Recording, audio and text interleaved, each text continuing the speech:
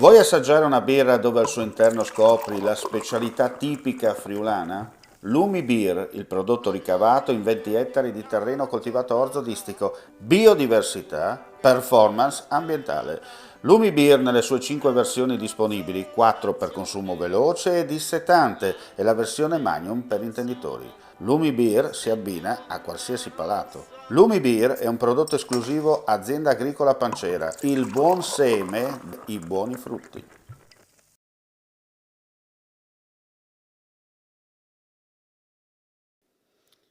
I Vigili del Fuoco di Pordenone sono intervenuti in via Pordenone ad Aviano, nei pressi dello svincolo dell'ingresso nord dell'aerobase USAF, attorno alle 10:30 di questa mattina, per un grave incidente stradale che ha visto scontrarsi frontalmente tra loro un'auto e un mezzo pesante in transito.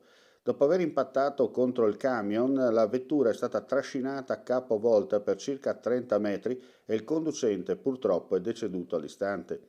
I vigili del fuoco hanno messo in sicurezza l'area e liberato la salma dalle lamiere. Quest'ultima, dopo il nulla osta del magistrato di turno, è stata ricomposta nella cella mortuaria dell'ospedale di Pordenone a disposizione dell'autorità giudiziaria. Illeso il conducente del camion.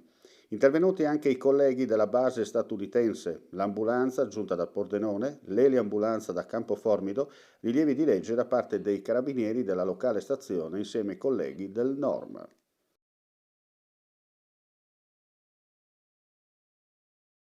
Durante la notte i vigili del fuoco del distaccamento di Tolmezzo allertati per una ricerca di una persona dispersa nell'area di Villa Santina.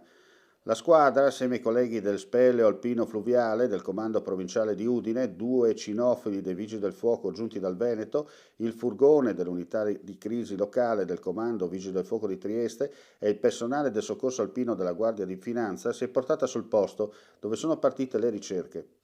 Grazie anche alla localizzazione del segnale telefonico, le ricerche si sono concentrate in una zona impervia vicino alla località Carnica. Poco prima delle 10 le squadre hanno ritrovato l'uomo che era caduto nel greto del tagliamento, procurandosi lesioni agli arti inferiori. I vigili del fuoco, in collaborazione con il personale della Guardia di Finanza, hanno provveduto a stabilizzarlo e in una barella per poi trasportarlo fino al punto dove era in attesa il personale sanitario del 118.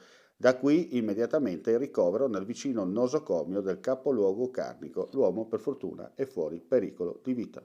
Claudine, locale per palati fini e buongustai, dove si mangia, si beve e si respira bird, colio e quei. Sono Claudia Zano, la titolare, e vi aspetto per le mie specialità. Cosa aspettate? Claudine, food, wine, music e sei in pole position.